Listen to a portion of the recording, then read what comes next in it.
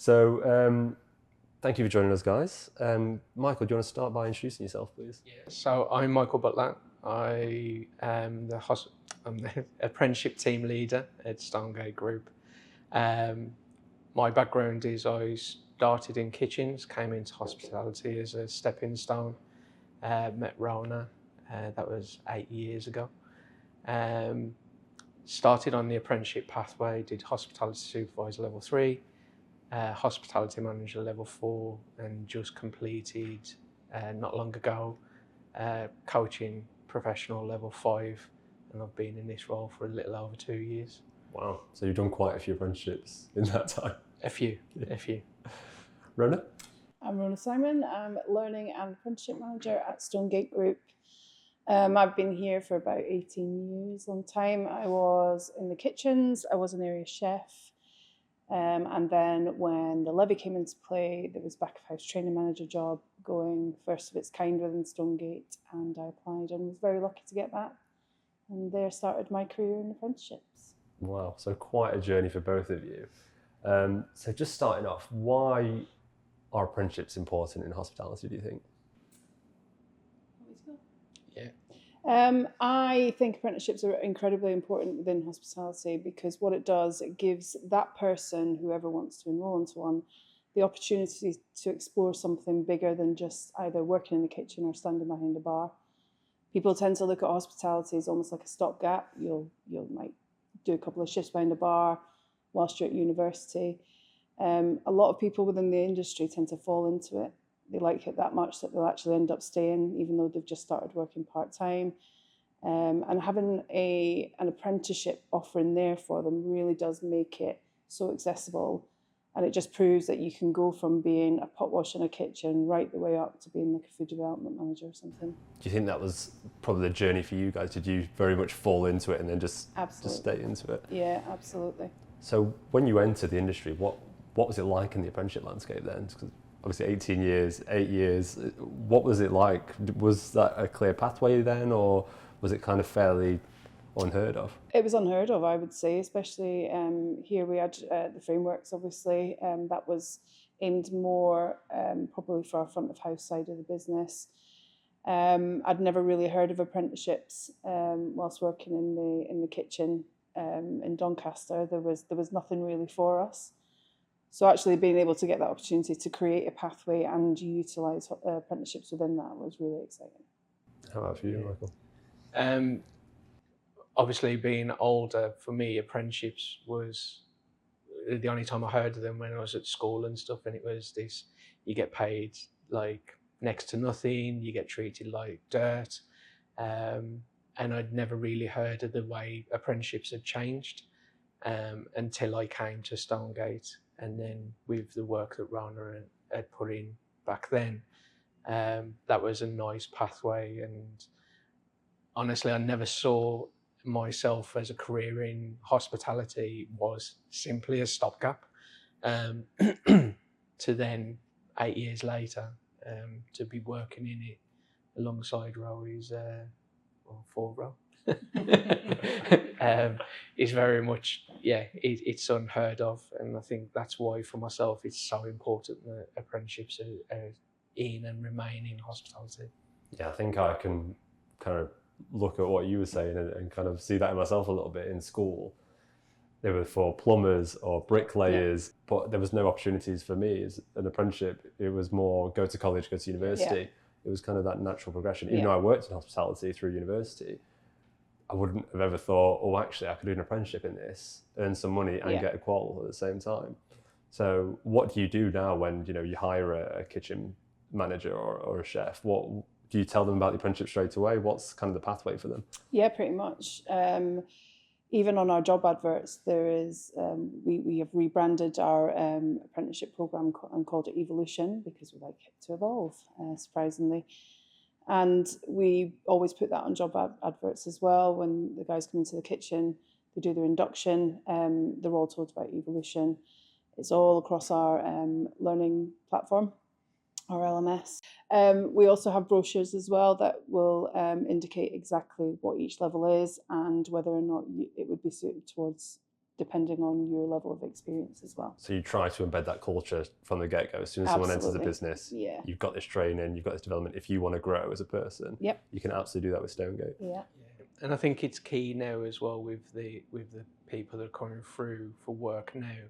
They want to see that potential to grow and to get training or qualifications as well. So. Well, I think you both are great examples of that. Started in kitchen and now managing these programs. I think it's such a great story to tell, especially yourself for over 18 years. I'm sure you've seen the massive shift in the apprenticeship landscape. Huge. Yeah. Yeah. Especially with the introduction of Levy and how that's changed his business mindset.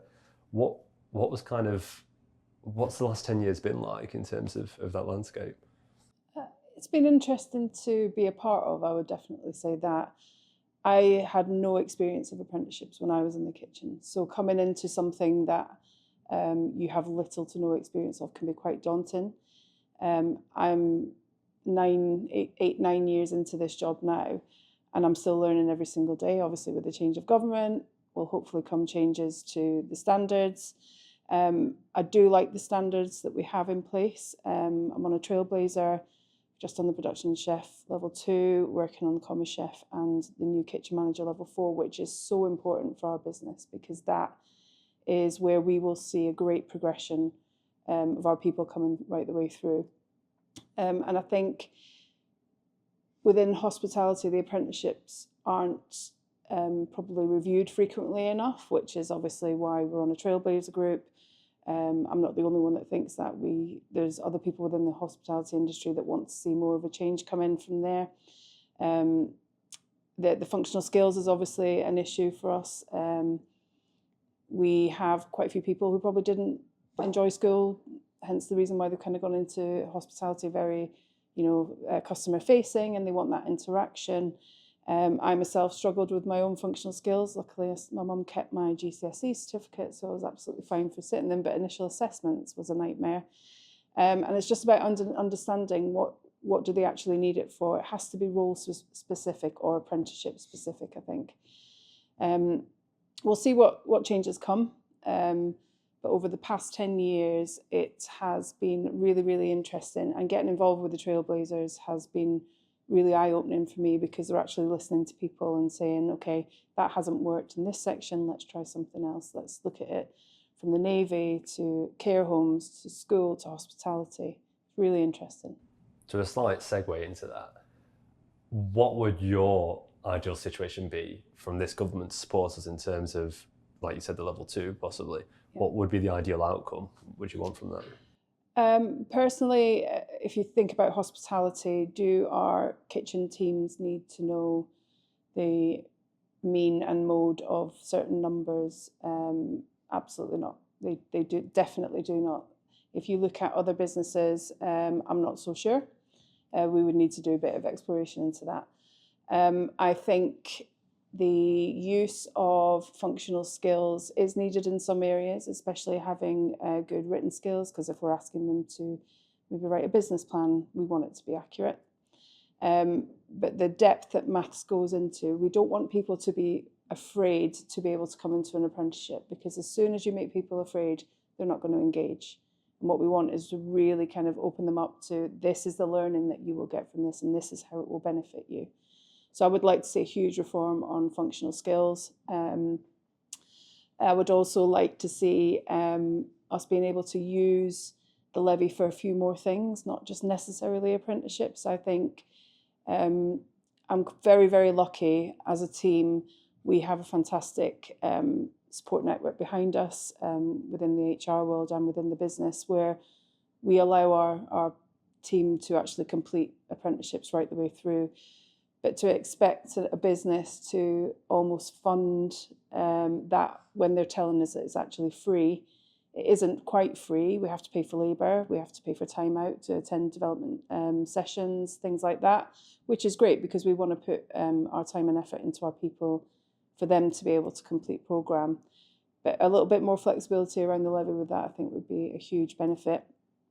We also gift our levy to our other businesses. So we have a craft union business, we have leased and tenanted, and some joint ventures, all at different kind of input from our managed side. And what's really great is that we now gift. So we're seeing, we've got 30 people within our craft union business that have been through an apprenticeship, had our first sign off from one of our leased and tenanted businesses as well, which is just absolutely incredible because we were able to give them that money and they don't have to fork it out of their own pocket. Yeah, we're seeing that more and more now, people utilising a levy share to optimise how they spend that, and again, growing your, not just the main business, but other arms of that, which I think is so great because again, it's showing the love, isn't it? Ultimately, and sharing the training. That's what we want to do. Yeah, so in terms of that, are you using the same ethos that you use with your Evolution programme into them external businesses, or are you letting them kind of run with it their own way? It's slightly different because our managed side is very much a production kitchen.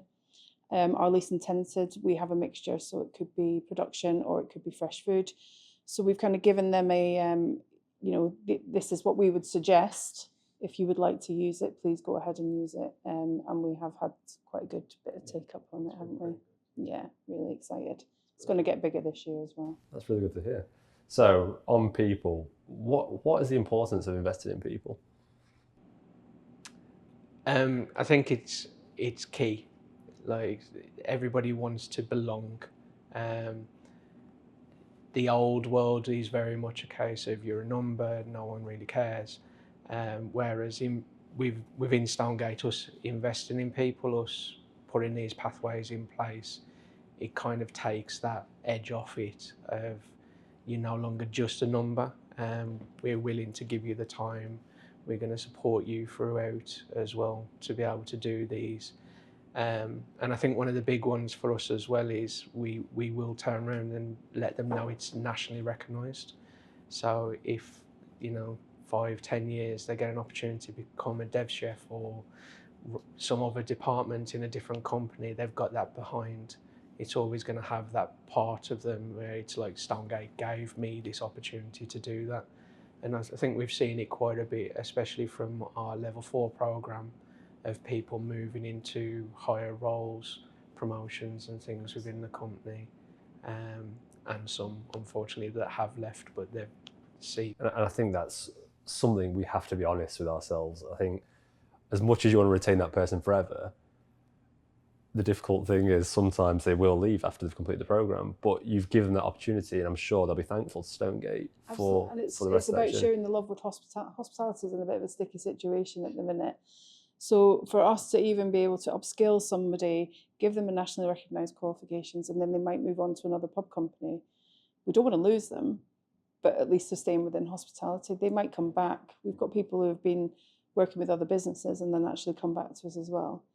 And it's really good because they are coming back with extra experience from something that we might not have covered with a different business, but they've still got that nationally recognised qualification. It's really important for businesses to be screaming and shouting about, especially apprenticeships within their business, because that's what will retain people. We can loan you somebody for a couple of years, as long as they come back, that's absolutely fine. And I think that's so important as well, like you said, sharing the love with the hospitality industry as a whole, because ultimately, even though it's a competitor for you, it's the industry that people look at as a whole. Absolutely. They don't see Stonegate Pub Company, they see Yates or a Slug and Lettuce. A lot of people won't know they're one entity ultimately. So yeah, absolutely, I agree with you in terms of kind of training the whole nation, I suppose, in that way. With your friend. It's absolutely great because ultimately, when I go out, you want a good service, and you're teaching that good service to people ultimately. Absolutely. So it's how does that apprenticeship impact your local community ultimately? Because you're upskilling people, they're giving better service, people are happier going out and spending money. So it not only helps you guys, but helps the entire industry, as you said. Absolutely, yeah. So Stonegate have partnered with Remit for 11 years. Let's talk about it. I think it's such an important thing to talk about in terms of how the program's developed since then. I think from a curriculum point of view, that's probably where I've been most involved. Functional skills is probably Mike's domain. I think with curriculum, working with Remit there's been a few bumps along the road, but nothing that we haven't been able to overcome.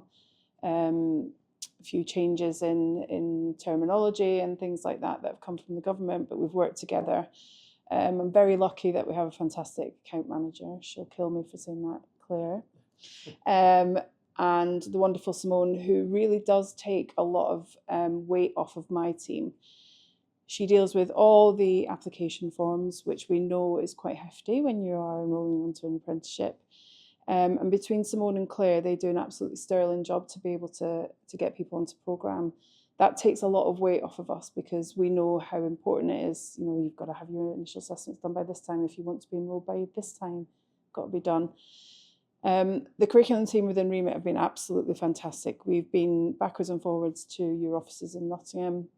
We've spent some time in Derby as well. And we've just sat down around a table, looked at the learner journey and thought, where can we input and make this really bespoke to Stonegate? It's been quite an easy journey for me because your great bunch of people that you have in Nottingham are just quite happily will take anything I throw at them and they'll go, brilliant, just give me a couple of weeks, we'll have a look at it. And just to show you how great they were, we decided to create a programme and it was turned around in 6 months from the minute that we thought we want to do it. This was in the middle of COVID as well. The minute we thought we wanted to do it, to actually getting people enrolled, they completely created a programme. They were absolutely incredible. But it's really important to make sure that that apprenticeship works for your business. We change or add things in such as like little mini projects around. We might have a menu change coming up and we know that our cohort in this month, it will impact them. And the curriculum team and the Fuse team really help us to be able to do that as well by uploading certain documents and making it feel like our own. Yeah, absolutely. We're really passionate internally about making sure that we've got that service in-house rather than, you know, a lot of providers might buy off the shelf and then they can't tailor it. And I think, it ultimately impacts the learner because the learner's getting the best possible service because it's something that they can actually think, I learned that. I can then apply it in my job, or I can see that change straight away. And it's about that kind of instant impact of the apprenticeship program. And that way they're having a better time, they get better results, they stay on program, and ultimately everyone's happy because that's what it's about. The learner getting the satisfaction and you guys seeing that impact on the business, because let's be honest, that is a positive thing about the levy. It's that reinvestment in the person that ultimately impacts your infrastructure. Yeah. So Absolutely. in terms of you, Michael, So a lot of work recently has gone in with the functional skills. So without the support of like Katrina and Claire, and the Name functional dropping today, aren't you? Yeah. I like that. Claire will appreciate that. And the functional skills team that have been doing it, we've got a plan in place that it's in its infancy at the minute, but we have bi-weekly calls and we put everything in to try and get these functional skills top loaded. It's been interesting to get through, but we finally got it in place and everything's starting to work out. And it's the same with the development coaches as well. The support that they bring to me personally is huge, to the point where, from my own experience of apprenticeships, I now call my two DCs friends. You know, I'll happily meet up with them. And this is the experience we get from Remit, is a lot of our learners become friends with their DCs, and you know, it's celebrated hugely on what they do. And obviously when things aren't quite going great as well, being able to have that relationship with a lot of them, and the regional managers from you guys as well, is massive, because it makes my job a lot easier. I'm not going to lie, it makes it a lot easier to be able to go to a DC or a regional manager and find out what's going on. It cuts out a lot of the pain, is probably the best way to say it. I think that honesty and transparency does go a long way. And I know you guys utilise the Power BI tool. Yep. How does that kind of make your lives easier? Because I'm sure having a full overview of all of the learners on programme just makes things a breeze, right? Yeah, we normally have to get Claire to translate it for us, to be honest. We have weekly calls. We're very nosy as a business and we like to make sure our learners are kept on track. They're holding up their end of the bargain as well. And Claire will tend to kind of pull all the data for us and be able to look at if we've got any cause for concerns, if people are missing visits, if anybody's cancelled. And then that way that gives us the control to then be able to say, right, actually, let's contact the learner and let's see what we can do to rectify the situation, keep them engaged and make sure that they're going to finish programme. So you mentioned that you introduced the idea of the apprenticeship very early on. you guys are both kind of examples of success of the clear pathway. How do you structure the journey from people starting their first apprenticeship to, I think you've got people that have completed 4 apprenticeships now. What does that journey look like for the learner? We have, again, quite recently, we have mapped our job roles. So within the L&D team, my boss and her colleagues have taken every single job role within the business. So looking at whether you're a team leader, manager, department manager, and they've looked at like the core responsibilities, what you managed, certain things like that. And then what myself and Mike have done is we've kind of looked at all of those and gone, okay, let's see where we can fit apprenticeships in for there. We did that with our back of house guys in the start as well. But as we know, obviously job roles keep evolving, things change within apprenticeships. So we're making sure we've got the right apprenticeship aligned to the right job role. And we always take in previous experience as well. So we've got our level 2 food production chef, and they can work their way right up to a level 4. But recently we've launched our learning lab within pub support team as well. That's become a bit of a beast, which is really, really interesting to myself and Mike. We have a great team of pub support team and leadership trainers as well, who will tend to man the station, and then they will be able to answer a few questions within there as well. But we're seeing different apprenticeships coming in, like project manager. Somebody that used to work in our team, he's just gone on to do a digital design level 5, which is a new program brought into to our business. I'm just completed my initial assessments for learning and development level 5 as well. So there's lots and lots of different pathway, but as long as it is business aligned and aligned to the job role and sits within our mission, values and pillar, then we are happy for people to be able to go into an apprenticeship. As long as there's a business need and that need will benefit that person, then we will absolutely support any apprenticeship that person wants to go on. So going into the selection, how do you make sure that you've got the breadth of programs that will fit your business needs? Is there kind of a thought process? Is there a sit down and think, okay, this is our gap, we can fill that with apprenticeships? What's that process like? It's interesting. There's been a lot of conversations had where we have seen a gap. It has meant that myself and Mike have then had to go off and find a different provider. Let's have, because we are quite nosy, can you give us the learner journey? And they'll give us just like a little breakdown. No, I mean the full learner journey. We're quite used to reading those. Claire will quite happily share those with us because we like to see what's going on. We also have a suite of masterclasses that we run alongside our apprenticeships to be able to help with off the job and assist with off the job hours as well. And we will look at those and decide, okay, if you're looking for something that will map in with this month on your level 5 ops manager, let's have a look at this masterclass. And it's the same when we're at site level as well. We've created workshops again with brand new learning in there around Stonegate. So it's really bespoke to Stonegate, but again, that assists with off the job hours as well. In terms of, so obviously you've got quite a breadth of programs. Yeah. Looking at the leadership program, what makes a good leader and how can apprenticeships make a better leader? Because you're both in management positions now. You've done apprenticeships. Has it helped you in your job role? What? Massively. I mean, my own experience, every job I'd had before I came to Stonegate, I'd always hit some form of supervisor, manager, whatever it may be. And then doing hospitality supervisor made me look at, not necessarily in a great way, on how I'd managed before and tailor my management style then moving forward.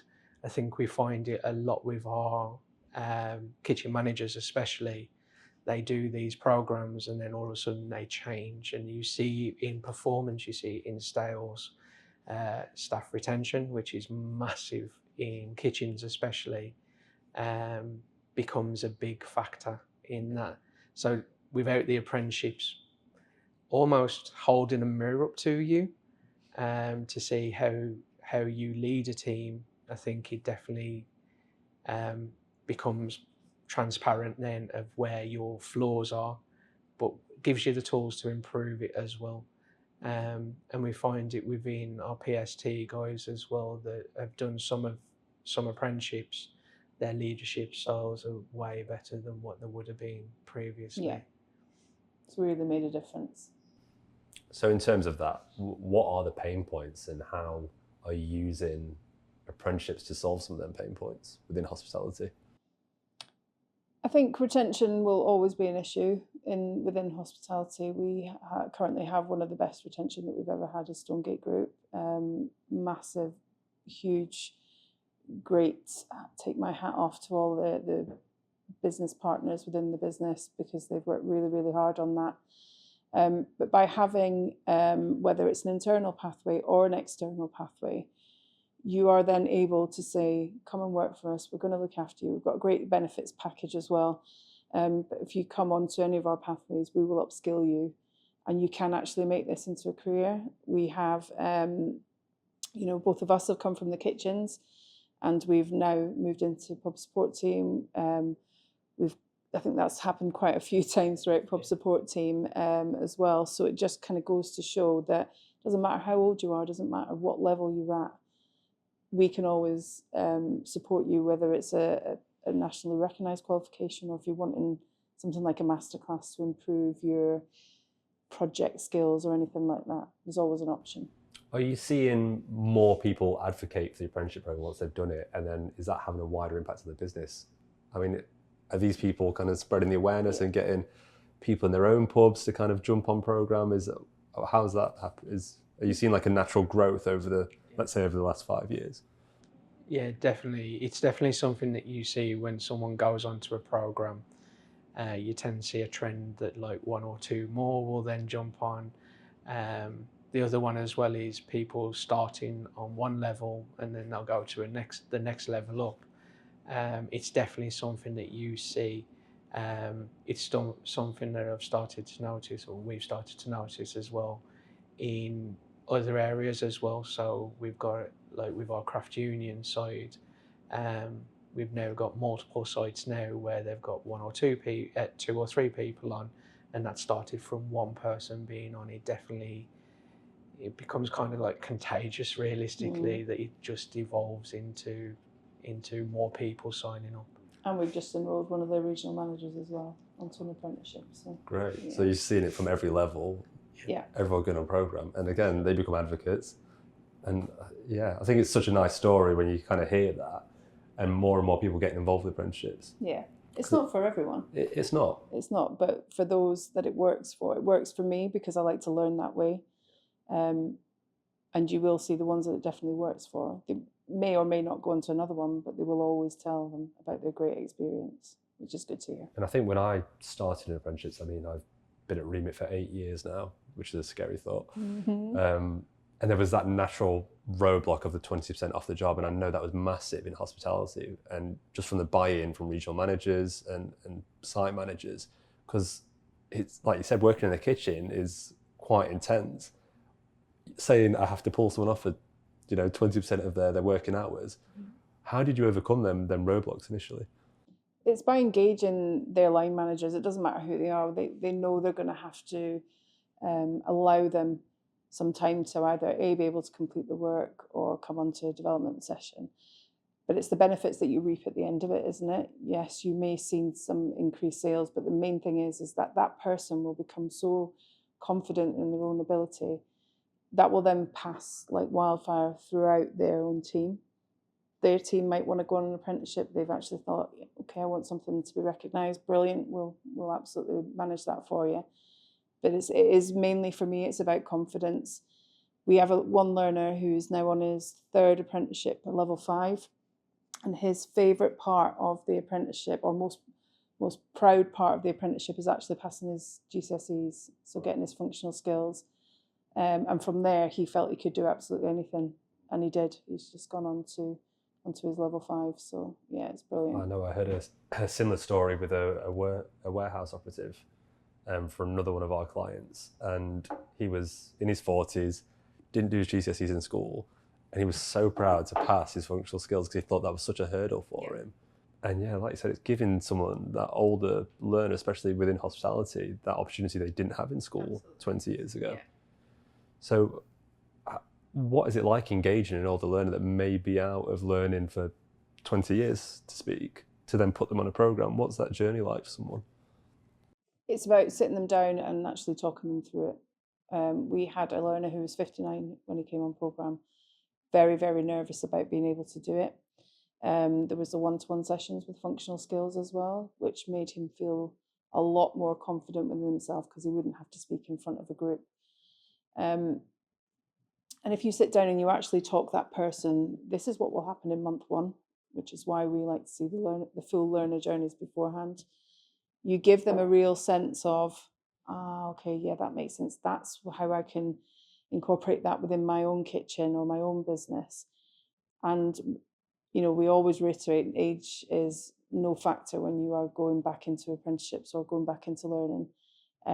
We're both in our 40s, and Mike, you've done 3 apprenticeships. I'm on my 2nd. And you know, we've got to be able to practice what we preach, so we can actually go and talk them through and say, we found it okay. Yes, there were some challenging points, but this is how we work through it.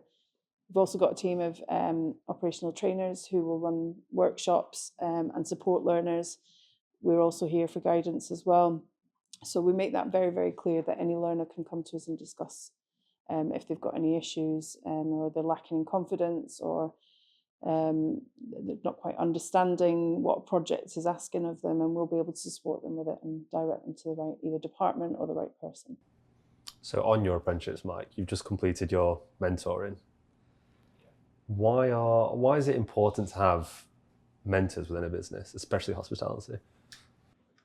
I think it's somebody to be able to reflect with, and they may, if you've got a mentor or a coach or whatever you've got within the industry, it's someone that you can be open and honest with.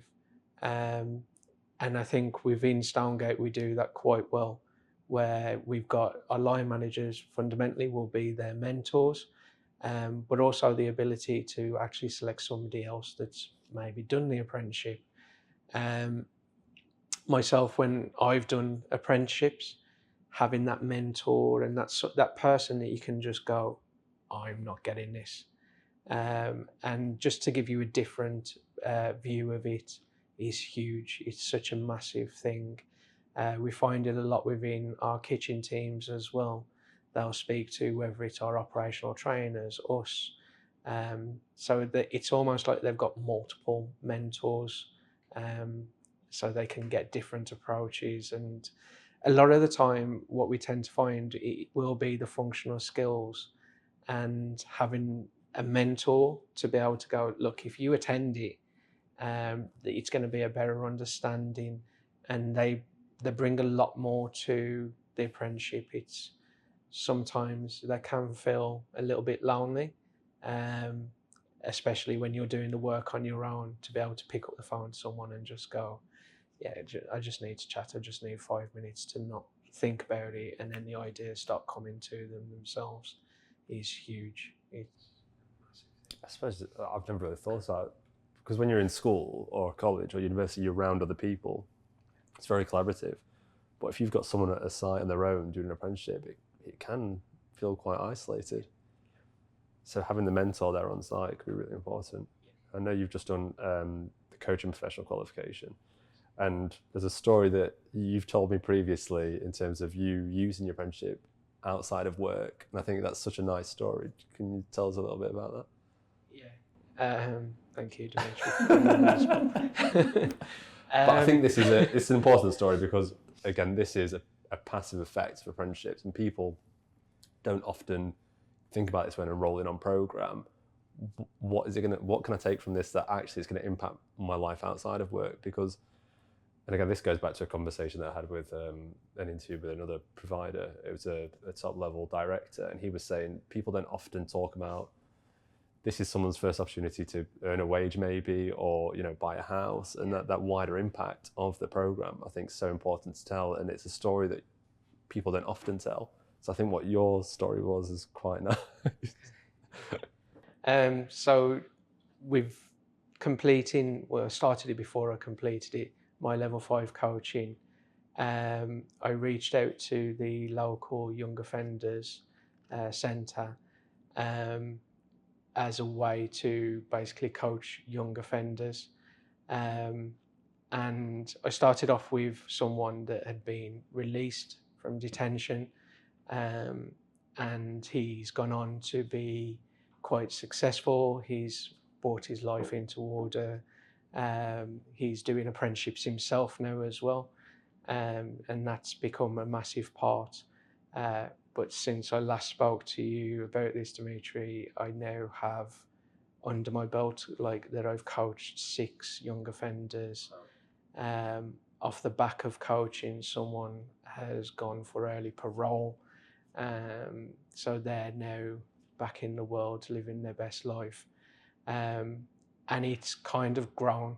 There's now another coach involved because it was becoming huge. It was more than I could do, so there's somebody else involved as well, and the head of the centre has now started to try and take it to other centres as well. So yeah, it was I don't really want to take any pride from it, but it is. But it's that a you good should feat, you should yeah. take pride, because I think that is such an incredible impact of you doing a coaching course. I mean, when I came to see you with Paula and you were doing kind of practicing, we were filming, all that kind of, I wouldn't have thought that something like that would then lead to such an impact on people's lives.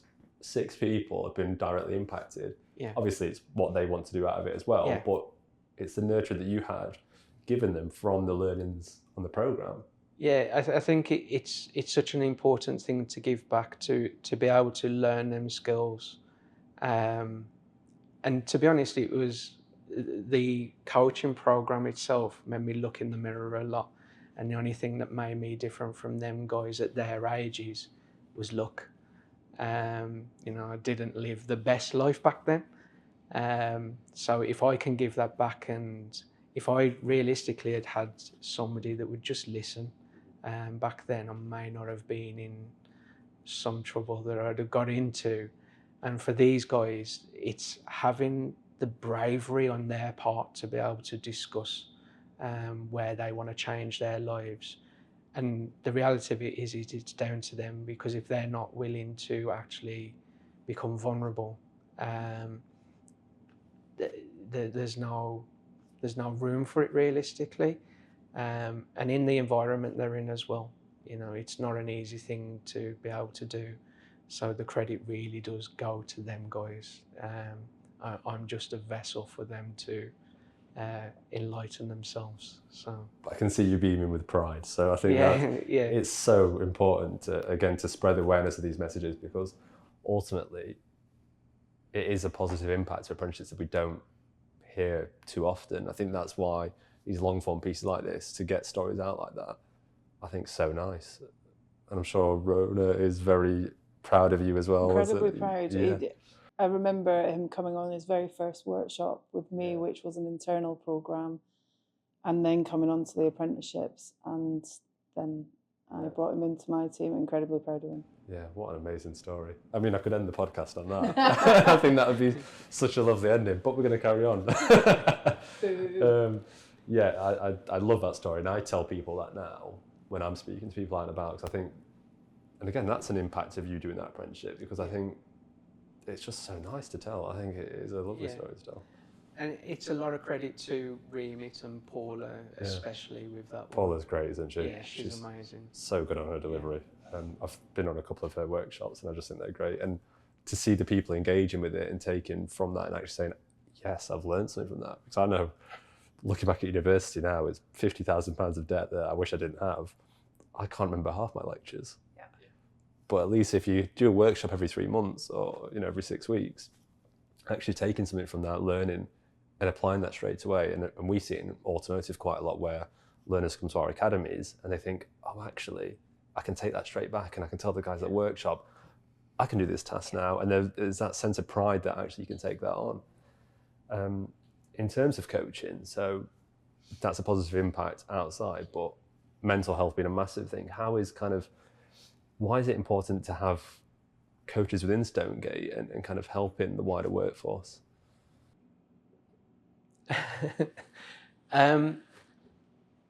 It's because of the mental health part, and even though we do partner with the licensed trade charity, and that's like a massive help, it's quite difficult for some people to actually talk to a stranger. And by having coaches within the business, you know, they may not know you on a personal level, but they've seen you around the office, or they've seen you in site, or wherever it may be. For some people, it's easier to talk to a familiar face. The advantage with coaching as well is we're not going to give you the answers. Like, it's not within our realm to give you the answer. It's to help you find the answer yourself. And I mean, I'll always be a massive advocate for coaching, and especially more so within the business that, you know, has given me so much. To be able to have that person, and with the work that we're currently doing with coaching as well, it brings that impact, I suppose. Yeah. To be able for the people to, you know, they're not everyone wants to scream and shout about what's going on in their head, but to have that one person that they can talk to that is going to keep it to themselves. And that's the best part about coaching is, you know, you can say whatever you want about whomever you want. And let's be honest, sometimes it's about other people that work within a team or a line manager or whatever it may be, and it stays there. Having that freedom is huge. It's huge within everything. Yeah, no, I mean, it's the same with every business where you've got people together spending 40 hours a week together. Again, clash of personalities. Sometimes you just need someone to vent to, unfortunately. And I think that's the whole positive thing about having a coach and having that kind of support structure in your business. And, you know, you have it in schools, so why not have it in the workplace? Because that's something that kind of drops off, isn't it? So you've both been in hospitality for a long time, you've both been in apprenticeships for a long time. Sorry. Is it the grey hair that's giving it away? Didn't want to say anything, Rhona, but how do you see the landscape change in the next 5 years? Obviously, we've got a new government. They're talking lots about changes they want to see. How do you think it's going to look in 5 years' time? Because we have seen a lot of changes in terms of people going very digital now, and, you know, how's kind of like delivery service impacted your businesses? What does the landscape look like in the next 5 years? I don't have my crystal ball with me right now. I think it will be very difficult to decipher what it will look like in 5 years' time. I think by the time April comes around, which will be coming quickly, I think we might see a little bit more. Do I think they will make huge changes straight away? Absolutely not. I think the structure that is in place at the minute is working. We've shown that, but we have, especially within the hospitality industry, I think there needs to be more focus from the government on within hospitality. If you think about how many employees we have, and the amount of money that we bring to the economy, this should absolutely not be overlooked. Something that I'm incredibly passionate about is making sure that hospitality is treated as exactly the same way as other businesses that utilise the levy as well. We are no different to anybody else. I would like to see a change in functional skills. I would like to see a change in how we use the levy, and I think it would be incredibly beneficial, especially for an industry like ours, to utilise our apprenticeships a little bit better, and also to reduce the time on programme. Some people work faster than others. Some people might want to complete a programme in 6 months. They may have the ability to be able to do that. Why are we not allowing them to do that rather than stretching it out for 12 months? So there's a few changes that I would like to make. Whether or not the new government or Skills England make them, that would be yet. So I want to talk a little bit about the sheer amount of learners that have gone through programme, not just at Remit, but all your programmes across across Stonegate. So I think Please is it don't over? ask me to Is give it you an over example. I think is it over 1,000? Oh yeah, since we've been in partnership, yeah, Yeah. way over 1,000. Which I think's so incredible. What does that look like in terms of the success that kind of filters out through the business? Have you seen them people take their own sites on now from starting in a chef, going into management? Because 1,000 people is quite a lot in terms of the sheer number. Let's talk about it, because I think we need to celebrate that. Yeah. We have certainly seen people go from starting on a level 2 and then maybe working their way up. We've seen Mike. He's probably the prime example. Scott, that works in the digital team now, exactly the same. He's now gone to his level 5. Yeah, it's been a ride. It's absolutely been a ride. I wasn't involved in apprenticeships when the frameworks were there. We obviously had a huge uptake on that, and I think for us it's about maintaining that engagement. It's about maintaining that open dialogue with line managers and making sure that they're supported and not just the learner. But success is absolutely something that should be shouted about. We had our, he's going to kill me for mentioning him, but Paul, who works in at the same level as me in the digital team, he has completed his 3-year digital design degree, which he got a distinction for, and a first within his degree as well, and the apprenticeship. That was a game changer for me, because that was one of the first pub support team apprenticeships that we'd kind of opened it up to. Andy absolutely smashed it, and I think 6 weeks had passed, and he said, "Right, what am I doing next?" And I'm like, "You just need to just have a week off, man. Have a week off."